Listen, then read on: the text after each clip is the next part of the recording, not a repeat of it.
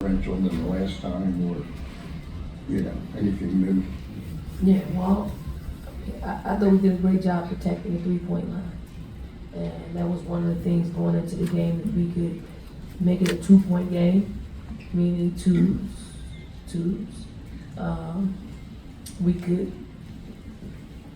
keep it close. I thought that the threes that they did get were momentum changing for them.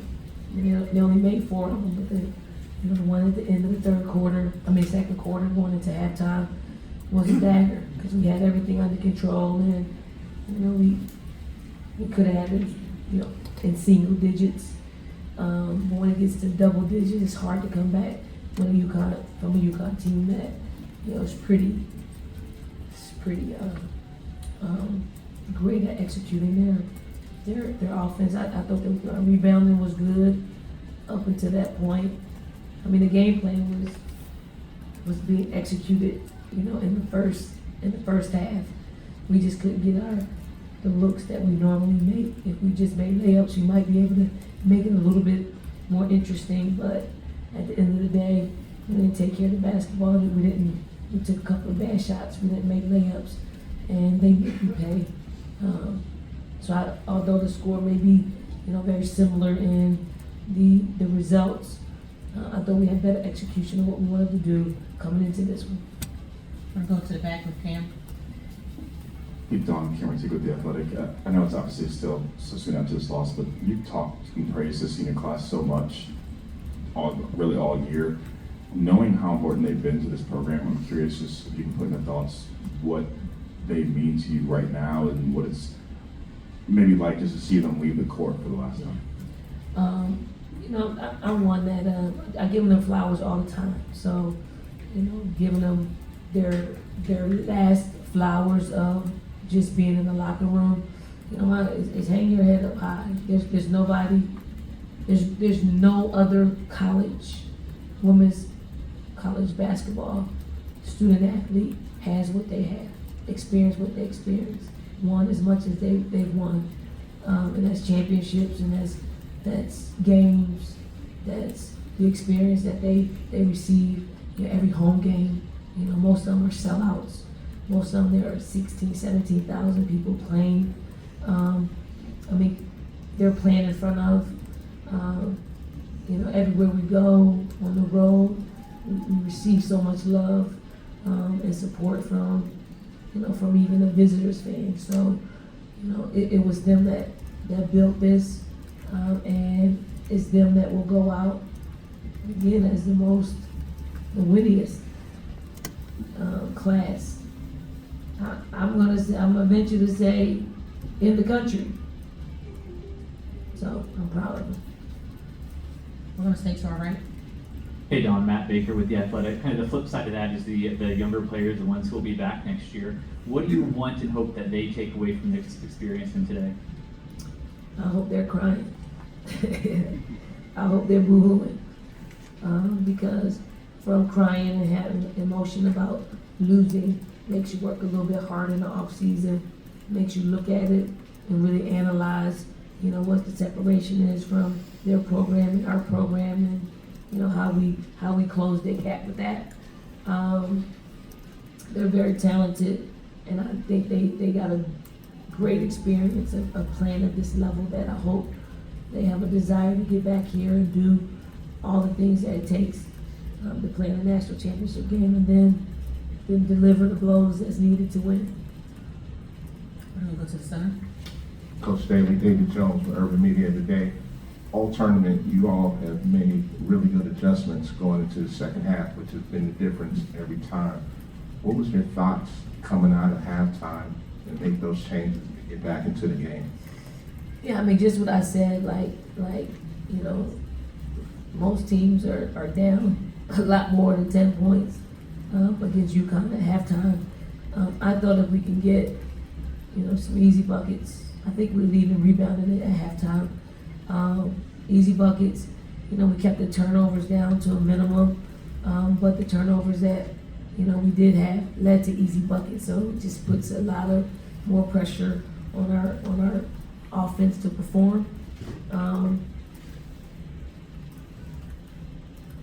I mean, our ball screen coverage was not great in the third and fourth quarters.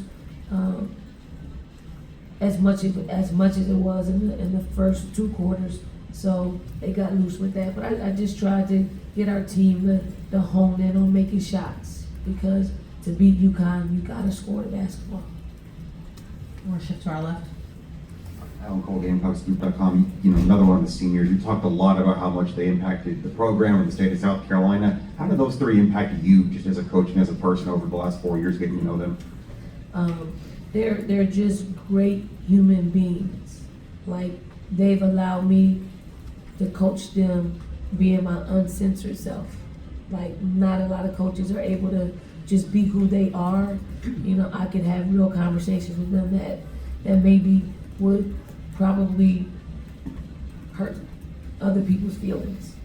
And they allow me to be me, because they know I'm just coming to them from a place of wanting them to get better, wanting them to continue their winning ways, and also preparing them for the next level. Because when you go to the next level, you know, it is sink or swim. And it's probably not gonna be from a coach's tongue, more so probably from a teammate, from somebody that is highly motivated, they highly competitive and wanna win. And hopefully I can prepare them to be able to take in that and have some staying power at the next level. We're gonna go Howard, then Sean, then Michael. You know, Edward Randolph, and next, congratulations on the season you've had. Sort of two related things. You had held them to a single 3-point make at the half. You guys are down 10. I'm wondering whether that feels like victory or that feels like negative indicators. Obviously, they were with the 38%. And just related to it, whatever the game plan is, you know, at the end of the day, they got strong, they got Fudd, they got Beckers. You held Page to, I think, 16 on 17 shots, but still 24 and 24, and then that's it. Is that just, they just had too much? Yeah, it's a victory. You hold them to 1-3, and that was at the end of the second quarter. You know, that would have put us up. Put them up just in single digits, and that is a victory in itself, and it gives you a little bit of hope to say, hey, if we continue that, we can keep this thing close, and maybe them being in a close game, you know, would give them some angst and put them in a situation that they haven't been in a whole lot that could be advantageous to us. And then, it's hard. They're good. They work well together. They're super unselfish.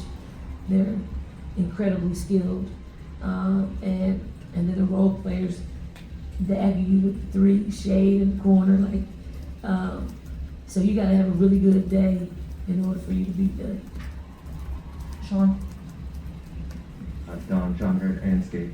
Can I just ask how you're wrestling with this thing of this loss today being, you know, the first time you're experiencing, you know, coming up short in the national championship? When, our kids gave it all they had, and when you can understand why you lost, and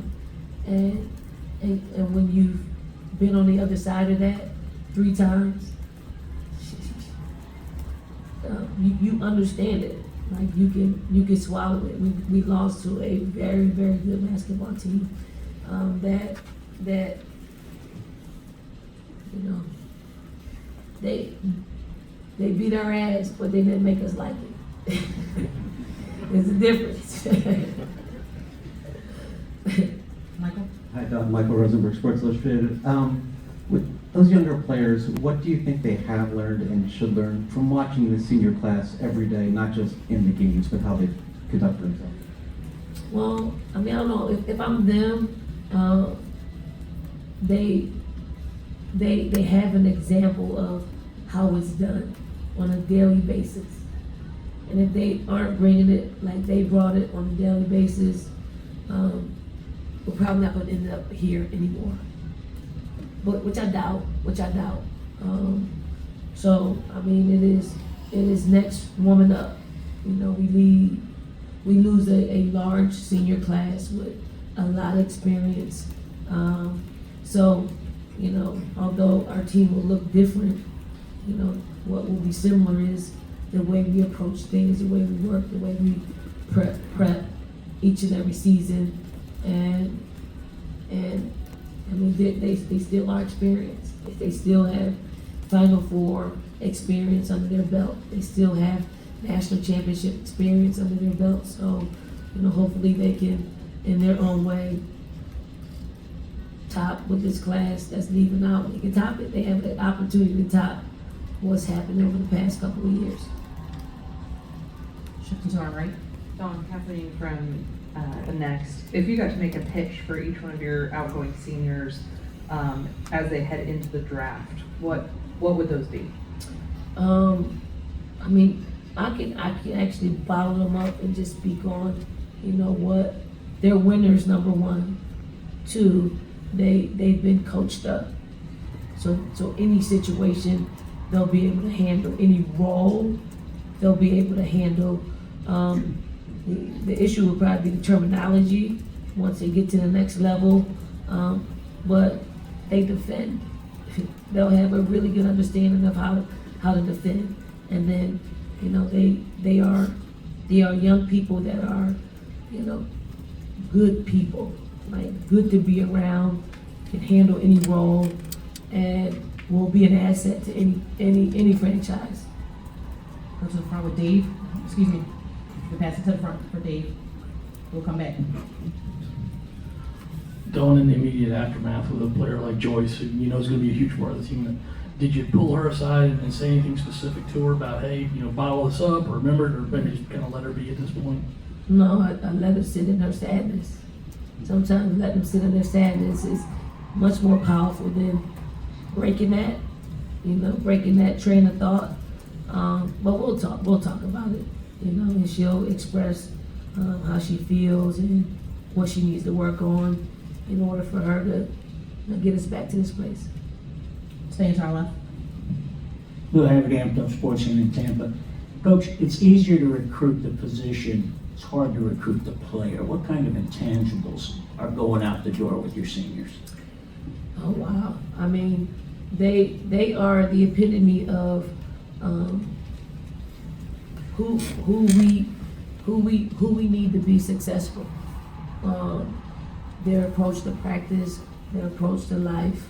They got great parents. Like it's losing parents too. It's losing great parents. You have great pool of parents that, you know, get it, and they're able to shed light on what's happening to some other parents and what they're going through. So we lose a whole bunch of great parents that have been great advisors to our new parents. So I mean, it'll be hard, you know, but you know, this happens every year when you lose a senior class, a really good senior class, and we find a way. But they'll always be a part of our program because they'll always give back and they'll always come back and they'll always be cheering and they'll probably stay in the team chat, you know, so they always will have encouraging words to give to our young players. Shifting back to our right. Hey Don, Chad Frazier, ABC Columbia. You alluded to your senior class. They're holding their head high for all they accomplished. The younger players, you want them to be crying and feel this. I'm curious from a coaching staff perspective, what's the balance of throwing this one out the window and how does it light a fire under you guys as there's turnover moving forward? Yeah, I mean, you know, anytime your season ends in a loss, it should light a fire. But you also got to look at it from how did we get beat? You know, did they flat out beat us? I think they flat out beat us because we tried to throw a lot at them, and they rose above it. They rose above it all. That's what happens when you have, you know, super talented players like that. We've been on the other side of it. So we get it. Younger players are just gonna have to step up. They gotta have a great summer. They gotta have a great fall. We're always gonna play a competitive schedule, so they'll have opportunities to grow in playing a competitive schedule. But I'm as excited for what our team will look like next year. I am, because I do think they're gonna be talented enough to get here, especially with, you know, getting in the transfer portal and getting some experienced pieces that can help with this young group. Shift again back to our left. Don, first of all, congratulations on a good run the last few years. How much do you relish the challenge initially when you beat Gino the first time, and now you get to compete against him today? I mean, what do you gain by competing against an iconic coach? I know you have a history with him, and I think there's something you should feel pretty good about win, lose, or draw. You know, winning and then him winning today. Yeah, I mean, UConn's been the standard. So anytime that you get any wins, you are breaking into moving ahead in the game, right? So, you know, I would say from the first time that we played UConn, since I've been at South Carolina, I think it was 2008 or 2009, first year, got our heads beat in, and I try to, I'm the same way. I'm gonna shake your hand the same way. I'm gonna look in your eyes the same way, because I know that at some point we're gonna win, and I don't want to give anybody a psychological advantage. They know when you kick their butt, and you know when you kick their butt. So it's the same way. You know, I think they had the better team this year, and it's not always that you don't always win when you have the better team, but they had the better team this year and they won, and that's what you're supposed to do. We'll take our last question from the back with Lindsay. Lindsay Gibbs with Power Plays. Coach, you talked about letting Joyce sit in her sadness. Has that always been your philosophy as a coach with players during tough moments? And is that something that you do personally as well? Not always. I mean, Joyce is a pretty tough cookie. So breaking her thought process in that moment, for me, I thought would be less helpful. No, you treat each player differently in how they handle success and failure. So it is a player by player.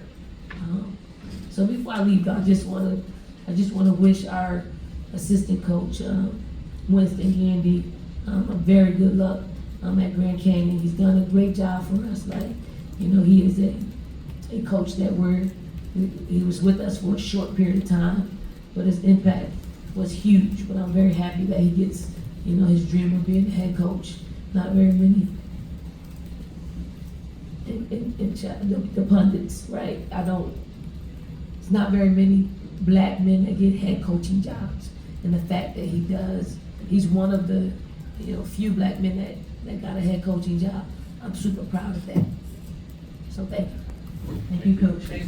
Appreciate it, Don.